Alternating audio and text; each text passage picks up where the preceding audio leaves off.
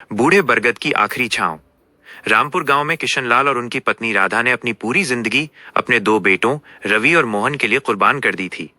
उन्होंने खेतों में दिन रात पसीना बहाया ताकि उनके बच्चे अच्छी शिक्षा पा सकें और शहर में एक बेहतर जिंदगी जी सकें।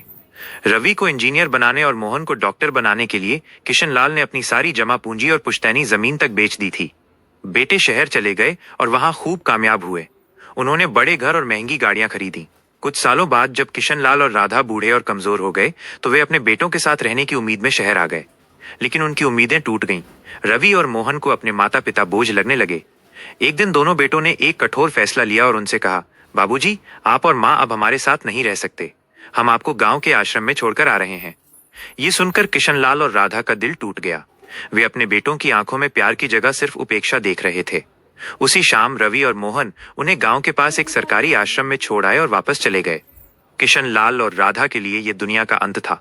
वे आश्रम में शांत और गुमसुम रहने लगे। उन्होंने कभी किसी से अपने बेटों की शिकायत नहीं की, लेकिन उनकी कहानी धीरे धीरे पूरे गांव और आसपास के शहरों में फैल गई। कुछ साल बाद कर्मों का फल मिला। रवि की कंपनी को बड़ा नुकसान हुआ और वो दिवालिया हो गया। वहीं मोहन एक गलत ऑपरेशन के कारण जेल चला गया। उनके पास अब कुछ नहीं बचा था।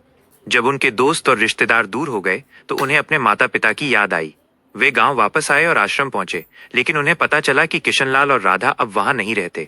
आश्रम के मैनेजर ने उन्हें बताया कि उनकी कहानी ने गांव के एक बड़े उद्योगपति श्री वर्मा का दिल छू लिया था। उन्होंने किशनलाल और राधा की देखभाल तो की ही, साथ ही उनकी जमीनों पर एक बड़ा अस्पताल और वृद्धाश्रम बनवाया, जिसका नाम किशनलाल राधा ट्रस्ट रखा गया। ये सुनकर रवि और मोहन का सिर शर्म से झुक गया। उन्हें एहसास हुआ कि उन्होंने जिस प्यार को ठुकराया था वही किसी और के लिए सफलता का कारण बन गया। अस्पताल के उद्घाटन के दिन श्री वर्मा ने स्टेज पर आकर कहा, यह अस्पताल उन माता पिता के सम्मान में बनाया गया है जिन्हें उनके ही बच्चों ने ठुकराया। किशनलाल और राधा जी ने मुझे ये सिखाया कि सच्ची दौलत पैसों में नहीं बल्कि अपनों के प्यार और सम्मान में होती है। ये सुनकर वहां मौजूद हर आंख नम हो गई। रवि और मोहन दूर से ये सब देख रहे थे।